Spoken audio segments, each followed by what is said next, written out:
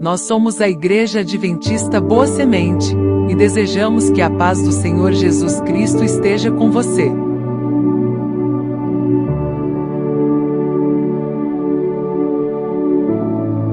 Estamos muito felizes com a sua companhia. Aproveite para se inscrever em nosso canal, ativar o sininho para sempre ser avisado sobre novos conteúdos referente à nossa escola bíblica presencial, que acontece todos os sábados, às 9 horas da manhã. Estamos esperando por você.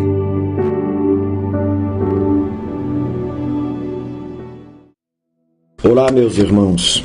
Que a paz do Senhor Jesus e a sua graça, o seu amor esteja cobrindo a vida de todos vocês.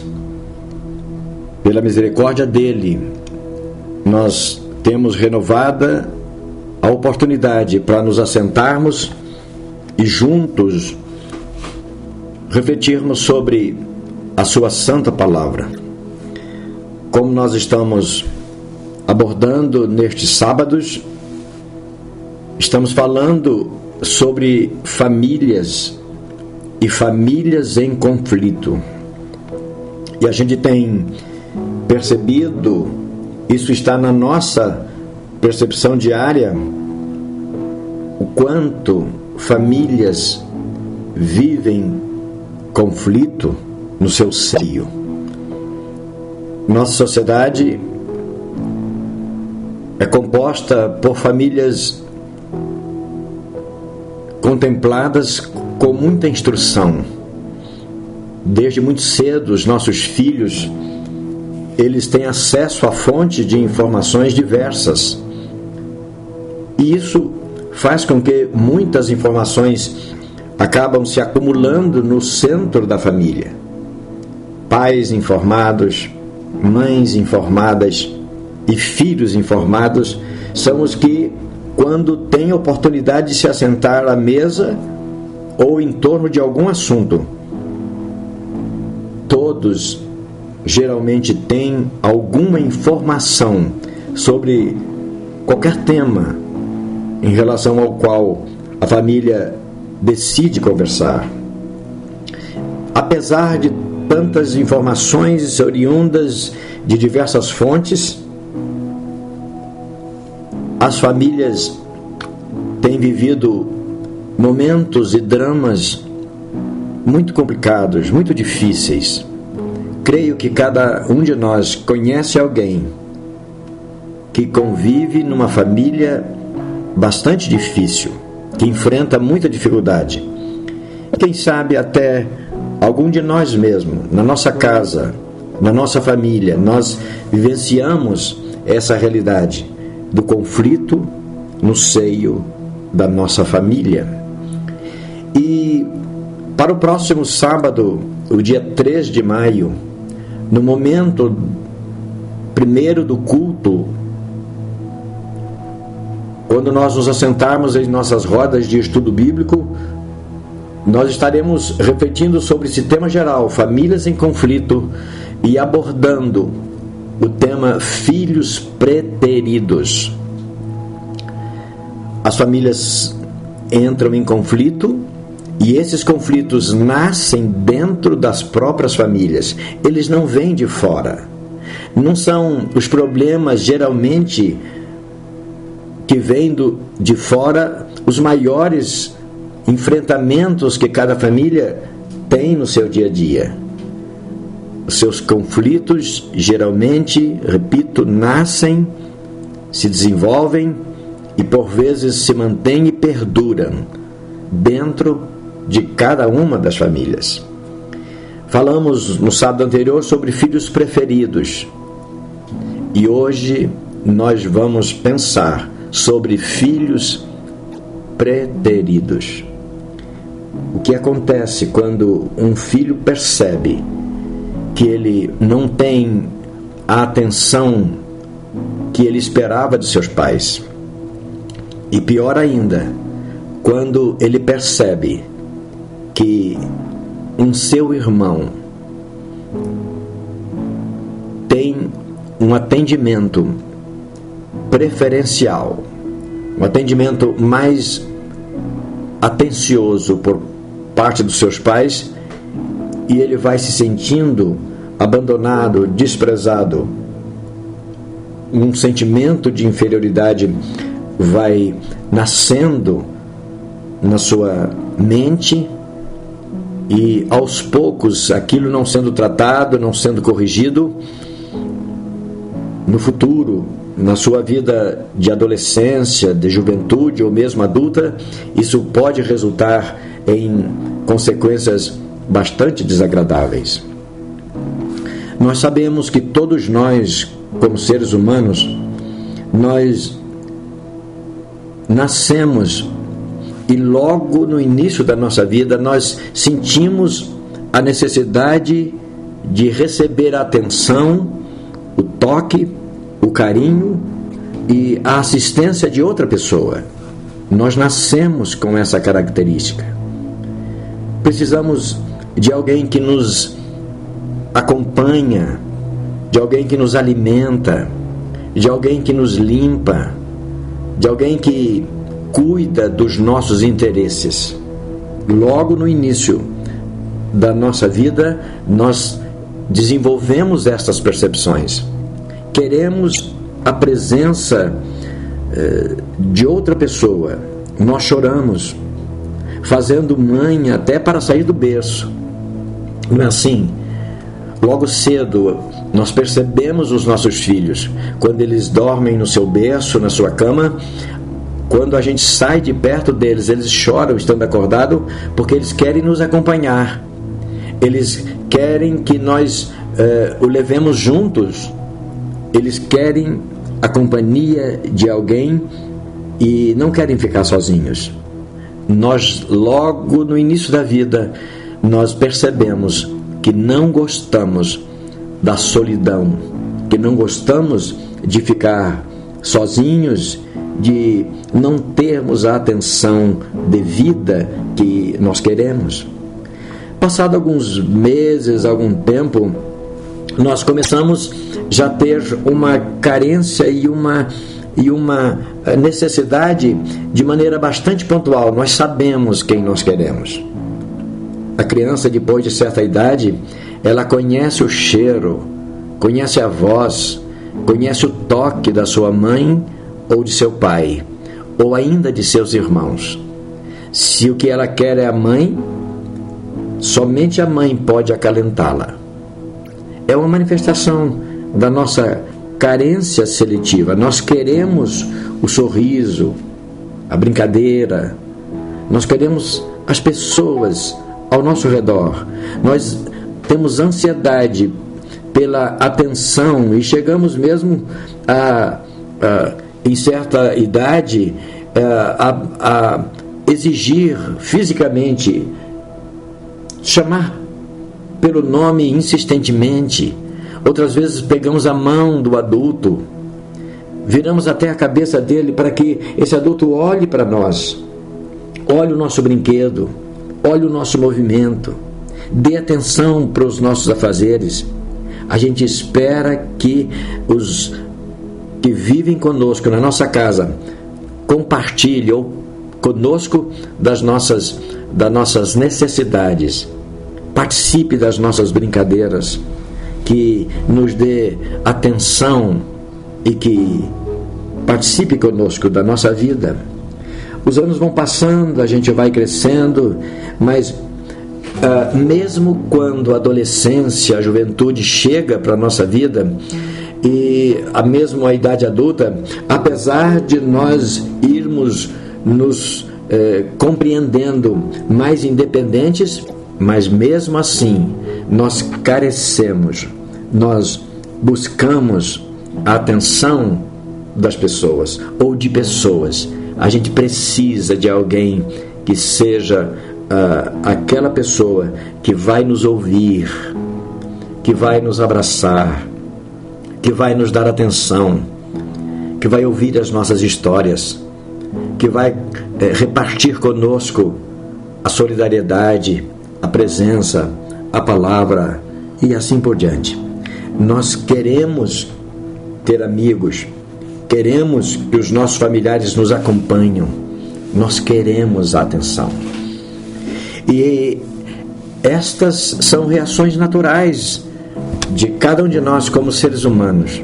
Nós somos seres caracteristicamente, essencialmente dependentes. E nós queremos o máximo da atenção da parte de outras pessoas em nosso favor. Nós buscamos isso. E por vezes estas nossas ansiedades, estes nossos quereres, esses nossos anseios, nem sempre eles são correspondidos na medida em que nós os ansiamos, em que nós os desejamos. E o senso de desprezo, de abandono, de preterição começa a acontecer na nossa vida. E isso na família gera transtornos fundamentais, importantes, e que vão nos acompanhar em muitos casos por toda a nossa vida. Não é o caso, por exemplo, quando nós nos sentimos desprezados numa comunidade, quando nós sentimos que pessoas outras estão recebendo maior atenção do que nós em algum ambiente, seja ele do trabalho, da escola, num grupo de amizades e em qualquer outro ambiente em que nós nos achamos. Mas quando nós estamos em família é diferente, porque em quaisquer outros ambientes nós mudamos de grupo, buscamos nos aproximar de outras pessoas. Mas quando se trata de família, aí o conflito íntimo de cada um que se sente assim se estabelece. E quando não, aquilo se torna um problema tanto para aquele que se sente desprezado, quanto para as pessoas demais da sua casa, porque ele vai ser problemático para o controle, para o sossego, para o bem-estar das demais pessoas da sua família. Portanto, o nosso assunto de hoje é pensar sobre dificuldades que se estabelecem no seio das famílias, exatamente porque alguns filhos são deixados de lado e isso ocasiona muita tristeza, muita dor, muito sofrimento. Nosso texto base é uma palavra de um homem que se dirigiu a Jesus, e até com a palavra desse homem provocou em Jesus o anunciamento de uma parábola, a parábola do rico insensato. Essa parábola ela foi oportunizada ali, contada por Jesus, exatamente a partir de um pedido que ele ouviu de um rapaz.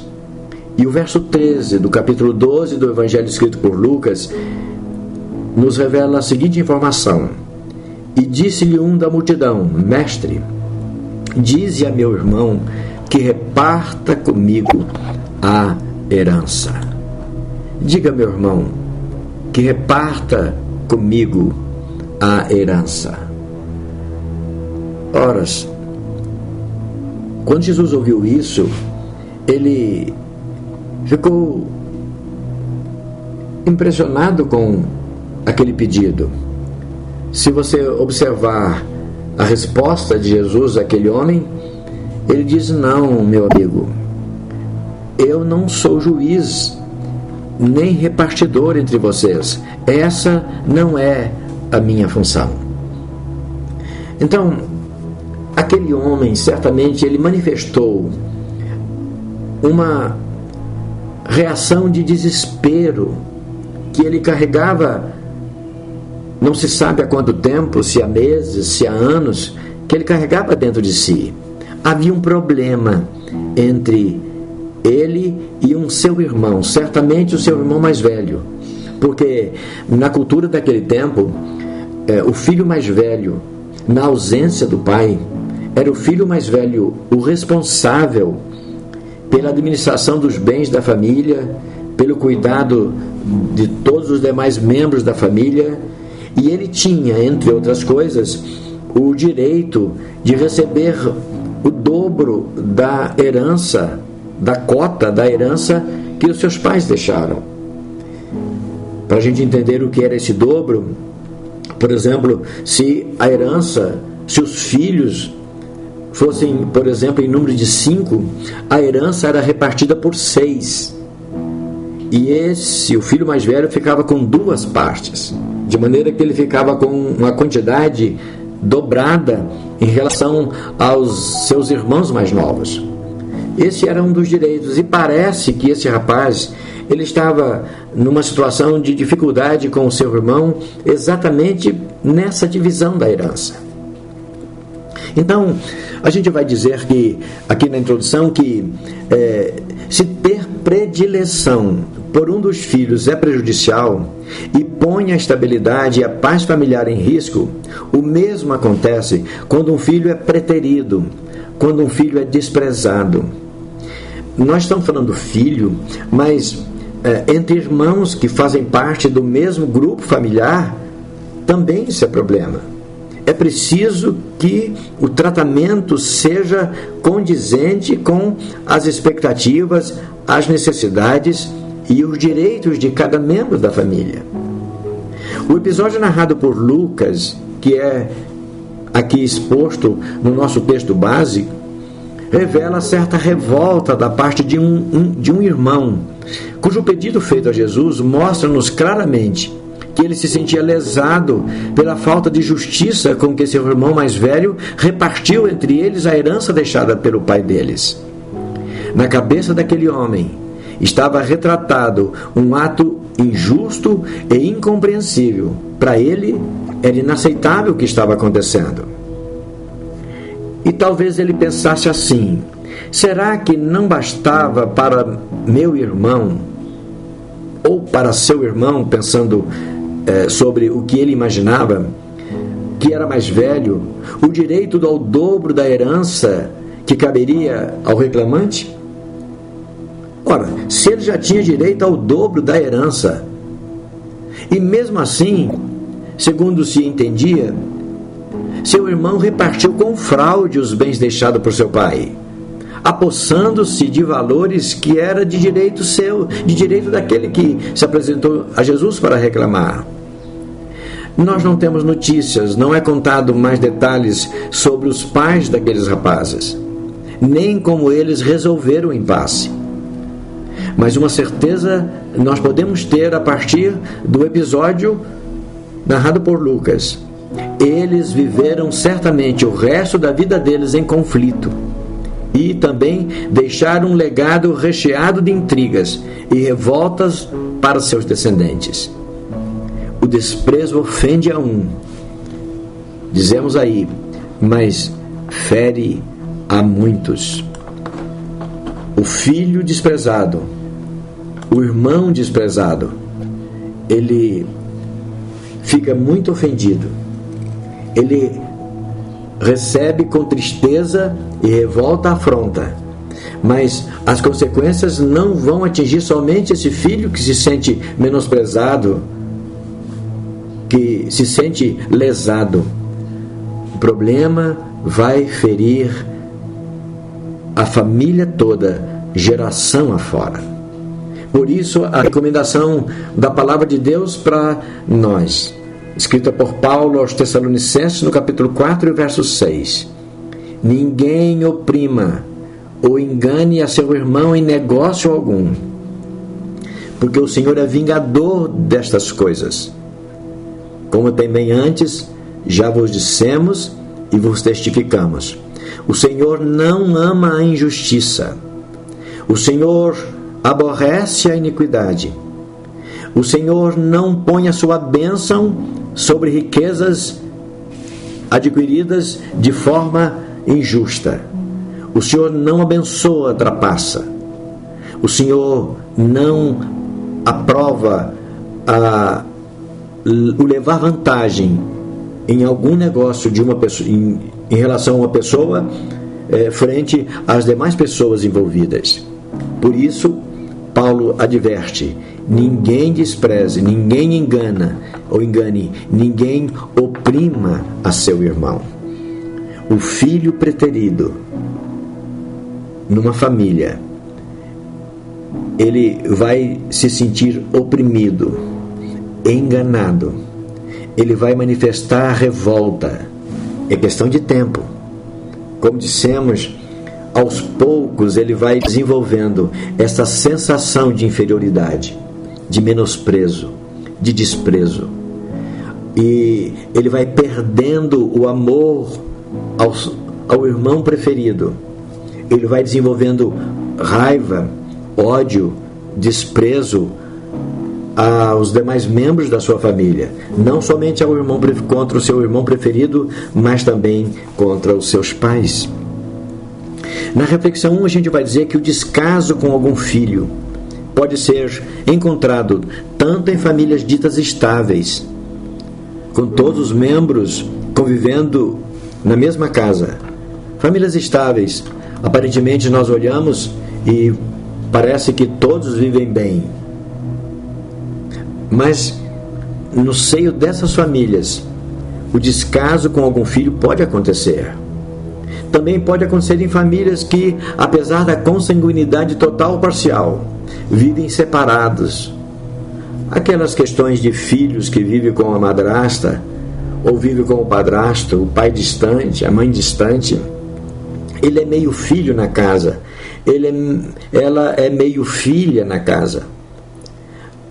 Ele é parte ou é meio parte da família, porque os seus pais, pai e mãe, cada um vive em espaços diferentes, e eles acabam vivendo, essas famílias que nós estamos a dizer, que são consanguíneas parcialmente, elas acabam convivendo com famílias que os seus irmãos são apenas meio-irmãos, as suas irmãs são apenas meio-irmãs, porque os pais se casaram, contraíram um novo relacionamento de casamento e geraram filhos, de forma que os seus irmãos muitas vezes eles são preferidos, e aqueles que veio do casamento que já existia quando a sua madrasta ou o seu padrasto passaram a viver juntos, ele está ali, não é? E por vezes ele se sente desprezado, preterido em relação aos filhos da própria casa. Mas também há os filhos que vivem com pai e mãe, com os seus irmãos, e isso também pode acontecer. A preferência pode se estabelecer numa família, e o filho desprezado, que se sente abandonado, preterido, vai gerar problemas para a família e vai desenvolver algum tipo de trauma, de frustração, doença, e que vai marcar a sua vida o tempo todo. E isso é sinônimo de problemas, de conflitos para a família toda. Hora ou outra, quando menos esperamos, aparece um filho que vive separado de seus pais e irmãos. São as famílias meio consanguíneas, não é? Ao conhecê-los, não tardará em sabermos que se trata de filho que foi desprezado, cujos pais e irmãos vivem afastados dele. Esses filhos integram famílias adoentadas, cuja marca é o conflito e a angústia explícita ou velada. Filhos preteridos é como uma inflamação do tecido familiar, que gera dor e sofrimento intensos. No livro dos Juízes, para exemplificar o que estamos falando, nós temos aí um dos juízes de Israel, de nome Jefté. E esse homem, ele foi desprezado na sua casa, desprezado por seus irmãos e desprezado, por conseguinte, pela sociedade que interagia em amizade com a sua casa, porque Jefté era filho de Gileade, um homem chamado Gileade, e a mãe era uma prostituta, e ele não era bem visto na família, e ele passou a ser tratado com desprezo. Na verdade, ele até mesmo chegou a ser expulso de casa. No capítulo 11 do livro dos Juízes, a partir do verso 1 vai dizer: então era Jefté, o gileadita, valente e valoroso. Ele era um homem de grandes valores, porém filho de uma prostituta. Mas Gileade gerara Jefté. Ele era filho de uma prostituta. Também a mulher de Gileade lhe deu filhos. Depois Gileade se casa, contrai relacionamento conjugal com uma outra mulher, e essa mulher lhe deu filhos. E sendo os filhos desta mulher já grandes, repeliram a Jefté e lhe disseram: não herdarás em casa de nosso pai, porque és filho de outra mulher. Imagine a situação de um filho assim. Lendo aqui, parece uma situação bastante estúpida, bastante violenta contra um menino, contra um jovem. Mas isso é o que acontece também na nossa geração. Então Jefté fugiu de diante de seus irmãos e habitou na terra de Tobi. E olha só, o que acontece é bem familiar para nós. Quando ele chegou neste lugar, um lugar distante, chamado Tobi, a terra de Tobi, homens levianos se ajuntaram com Jefté e saíram com ele. Entendeu como começam as desavenças? Não é bem familiar isso para a nossa geração? O filho sai de casa, o adolescente sai de casa, a filha sai de casa, ou às vezes nem de casa sai, mas se junta. A tendência é essa, por vezes se juntar a pessoas que do tipo que está dito aqui, pessoas levianas. E aí a gente já imagina o que pode ter acontecido. Mas Jefté tinha algumas virtudes. Ele era um rapaz inteligente, era um homem inteligente, e ele se tornou um grande guerreiro. E aconteceu que depois de alguns dias, anos depois, os filhos de Amon pelejaram contra Israel. Israel se viu cercado, ameaçado pelos amonitas. Aconteceu, pois, que, como os filhos de Amon pelejassem contra Israel, foram os anciãos de Gileade buscar Jefté na terra de Nob. Olha só, alguém foi lá consultá-lo, chamá-lo para vir, porque sabia que ele era um grande guerreiro. E disseram a Jefté: vem e sê-nos por cabeça, para que combatamos contra os filhos de Amon, os amonitas. Jefté até aceitou, mas com uma condição: porventura não me aborreceste a mim e não me repeliste da casa de meu pai? Por que, pois, agora vieste a mim, quando estás em aperto? Ele colocou uma situação bastante óbvia. Ora, eu não fui desprezado. Vocês me abandonaram, e pelo que se percebe, criou-se um clima em torno de Jefté, não somente pelos irmãos paternos, mas também pelas pessoas da sociedade, da comunidade onde ele vivia. Mas, olha, vocês não me expulsaram de lá, agora vocês me chamam? E eles disseram a Jefté: por isso mesmo nós nos tornamos a ti, para que venhas conosco e combata contra os amonitas, e nos sejas por cabeça sobre todos os moradores de Gileade. E então Jefté respondeu àqueles homens: se me tomardes a levar por combater contra os filhos de Amon, e o Senhor nos der a mim, então eu vou ser o líder de vocês? Ou seja, eu só vou trabalhar com vocês. Ele foi humilde ainda. Embora desprezado, embora enxotado da sua casa, da sua comunidade, ele ainda foi humilde. Diz: se vocês me colocarem por cabeça, então eu vou com vocês. E as pessoas que foram procurá-lo aceitaram a proposta de Jefté e disseram: o Senhor é testemunha entre nós, e nós faremos assim conforme a sua palavra. Você vai ser chefe, cabeça sobre nós. Então veja só, no caso de Jefté, a gente percebe que ele teve lucidez necessária para poder se tornar um grande homem, um homem guerreiro, um homem valente, apesar de ser do trauma da expulsão da sua casa, trauma de ser desprezado por seus irmãos, do trauma de não ter o seu pai agido de maneira tal que evitasse a saída da casa do seu pai.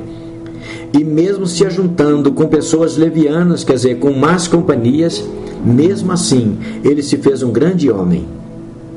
E por essa postura, ele teve a reconquista do seu espaço como cabeça dos seus irmãos, na casa do seu pai e sobre todos os israelitas. Afinal de contas, ele era o filho primogênito de Gileade. Ele era o mais velho. Cabia a ele o dobro da herança do seu pai. Cabia a ele a condução e a liderança sobre os seus irmãos mais novos, mesmo que de mães diferentes. Mas ele era o filho mais velho. Portanto, apesar dos conflitos que ele sofreu, ele conseguiu se restaurar. Mas nem sempre isso acontece. Mas mesmo Jefté sendo conduzido ao seu devido posto como filho mais velho na casa do seu pai, certamente ele passou por grandes sofrimentos, por grandes dores. Não sabemos quantas lutas Jefté sofreu por ter sido desprezado por seus irmãos e por não ter sido acudido por seu pai. Não sei, na sequência 1 vai dizer que não sei quanto cada um de nós já percebeu a profundidade da rejeição e a revolta que cada um que foi rejeitado conserva dentro de si.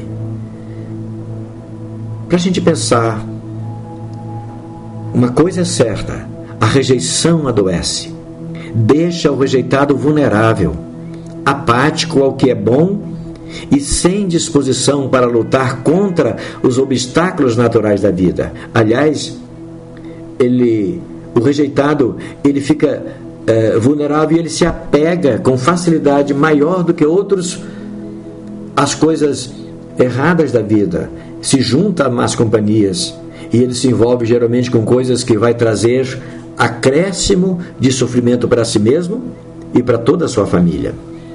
Os sentimentos da rejeição podem ser tão confusos e intensos que o rejeitado sequer encontra disposição para se aproximar de Deus. Há casos quando o rejeitado consegue manter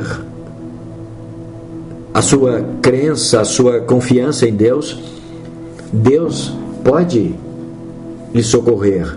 Mas há situação em que o rejeitado, o filho preterido, o irmão preterido na casa, ele sequer encontra força para buscar amparo em Deus.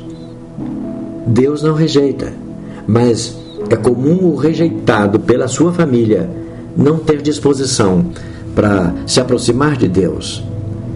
O poeta que escreveu o Salmo 27, ele fala de uma situação com essa circunstância, dizendo: quando meu pai e minha mãe, Salmo 27, verso 10, me desampararem, o Senhor me acolherá. Mas, por vezes, repito, o rejeitado sequer encontra força, condições, resistência, equilíbrio para buscar a Deus como seu auxílio, como seu socorro, para superar os traumas da rejeição sofrida em casa, da rejeição sofrida por seu pai, da rejeição sofrida por sua mãe, da rejeição sofrida pelos seus irmãos, pelos seus parentes. Na reflexão 2, vamos dizer que há muitos casos de rejeições ou de rejeição explícitos, quando o pai ou a mãe, ou ambos, abandonam um filho seu. Mas também há casos de filhos que abandonam seus pais, particularmente na velhice. Como nós estamos refletindo sobre conflitos em família, quantas famílias que vivem em conflitos fora daquele estereótipo que nós imaginamos. Nós imaginamos sempre a família como sendo o pai, a mãe e os filhos, os pais sendo o comando desses filhos.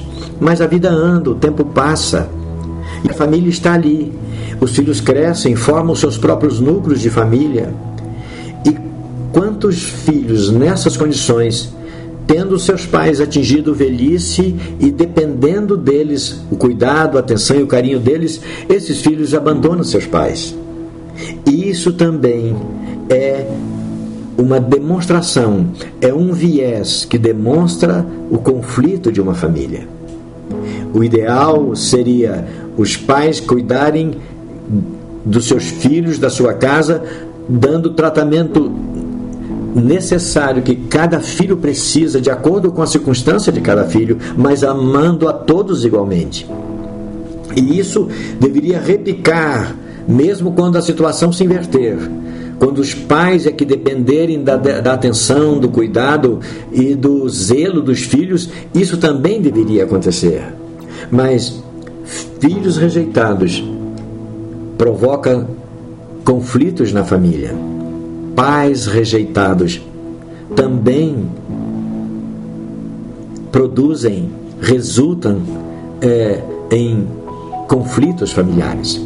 Situações como essas impõem sofrimentos amargos e muitos deles silenciosos.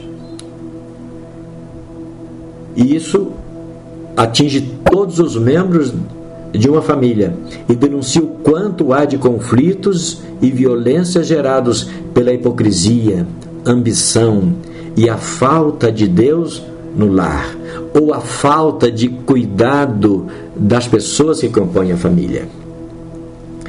Paulo, quando escreve a Timóteo, um conhecido pensamento gerado por Paulo, aquele jovem pastor, no capítulo 5 e no verso 8 da sua primeira carta. Ele vai dizer assim: se alguém não tem cuidado dos seus, principalmente dos da sua família, dos da sua casa, nega a fé e é pior do que o infiel. Dar predileção para um filho é pecado. Preterir um filho, desprezar um filho, dar melhor atenção para um filho em detrimento de outro, também é pecado. Deixar os pais à míngua, ao abandono, quando a idade avançada lhe atinge, é pecado. Não dar o devido apoio, o devido cuidado, não ter o devido cuidado e não dar a devida atenção, nas palavras de Paulo aqui a Timóteo, também é pecado. E o pecado não gera paz. O pecado não traz tranquilidade para a família.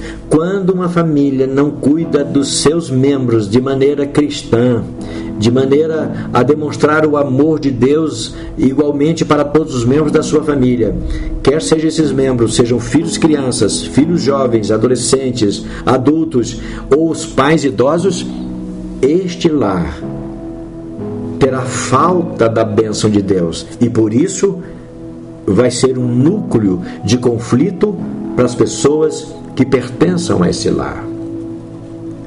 O ideal é que o nosso lar, esse ambiente formado por pai, mães, filhos e depois pelos agregados ali, deve ser o melhor dos ambientes onde cada membro da família deseja estar.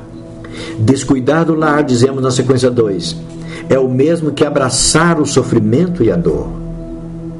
É muito perigoso administrar nossa casa ao nosso modo e ignorar o que está acontecendo no seio da nossa família.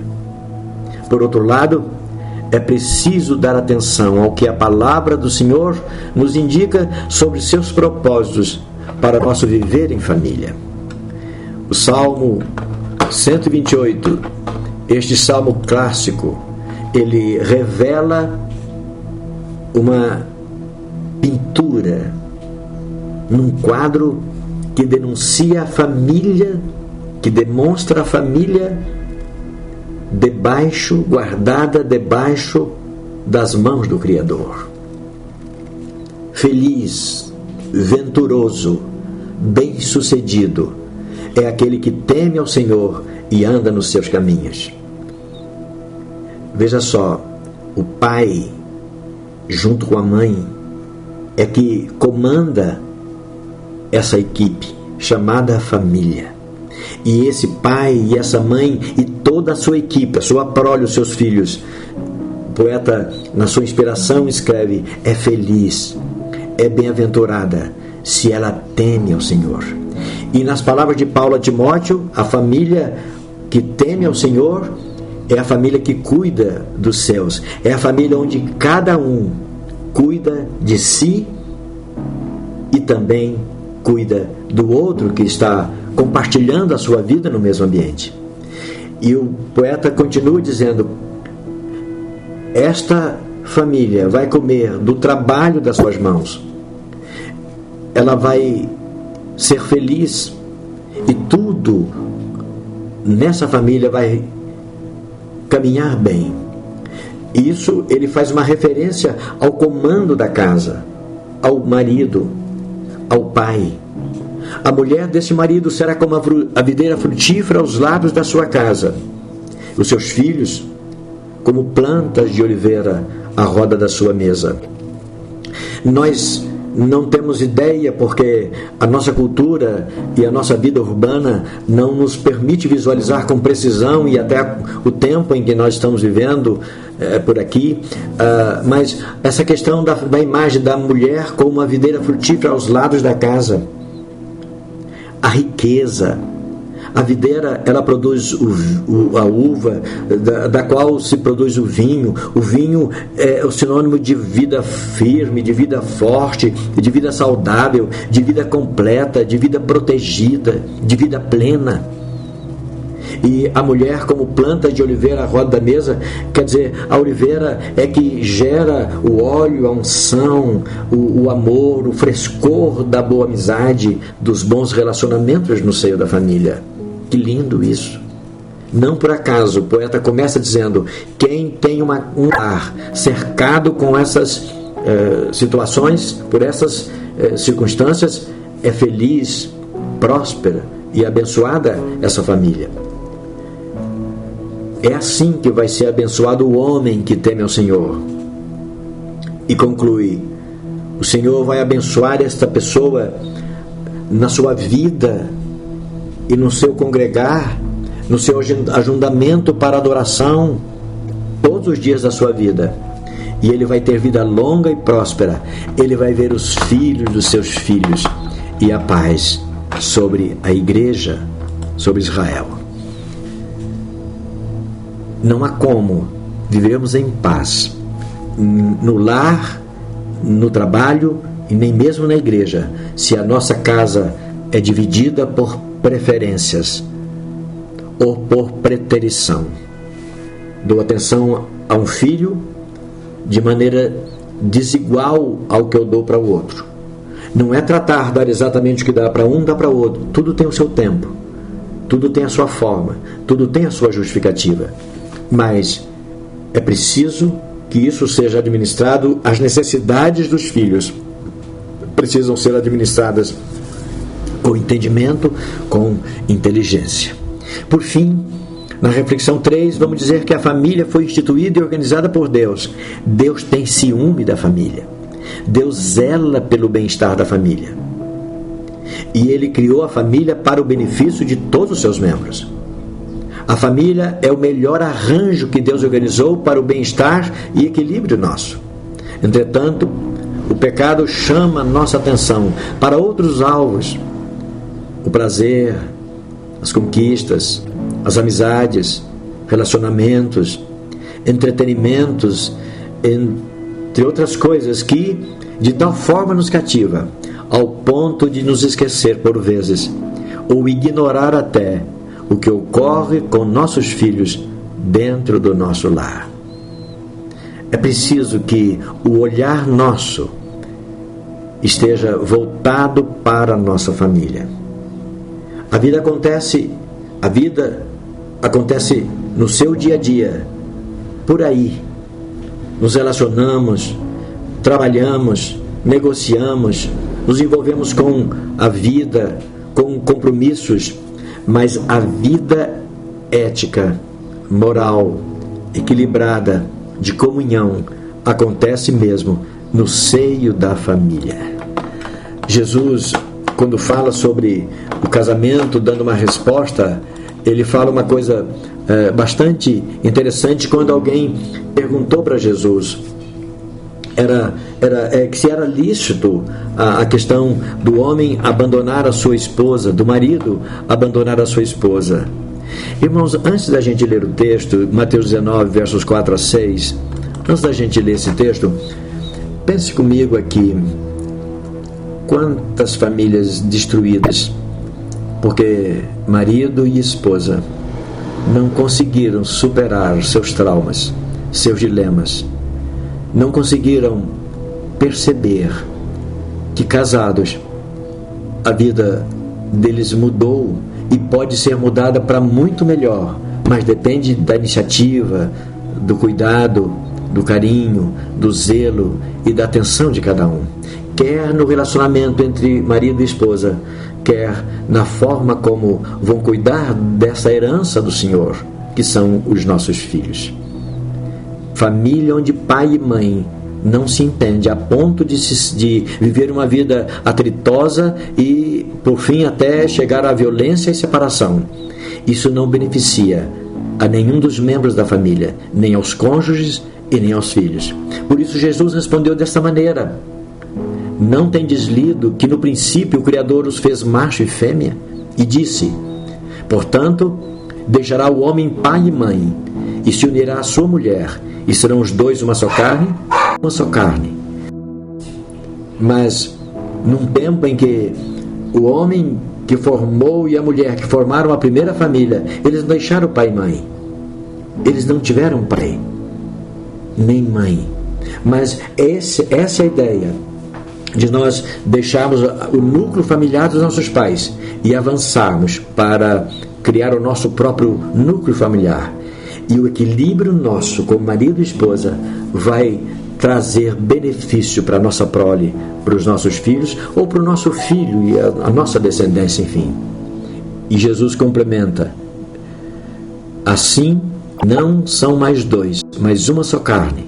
Portanto, o homem não deve separar o que Deus ajuntou. Deus ajuntou homem e mulher, e depois trouxe para benefício deles, juntou a eles os seus filhos. E eles, os filhos, devem ser tratados com carinho, com zelo, com cuidado, com amor, com sacrifício, com muita atenção. Afinal, se alguém não cuida dos seus e da sua própria família, é igual àqueles que negam a fé, e diante de Deus é reputado pior do que os infiéis. E concluímos dizendo: filhos não são objetos, portanto, não devem ser descartados, não devem ser preferidos, tampouco preteridos. Deus abençoe a nossa vida em família, nossa casa e o nosso viver diário com os nossos filhos. Ele nos abençoe. Amém. Muito obrigado pela sua companhia durante a reprodução deste vídeo. Aproveitamos a oportunidade para convidar você e toda a sua família para cultuar a Deus conosco, no próximo sábado, às 9 horas da manhã, na Rua Torino, número 113, Parque São Bernardo 2, sede da Igreja Adventista Boa Semente, que fica na cidade de Fernandópolis, estado de São Paulo. Até breve!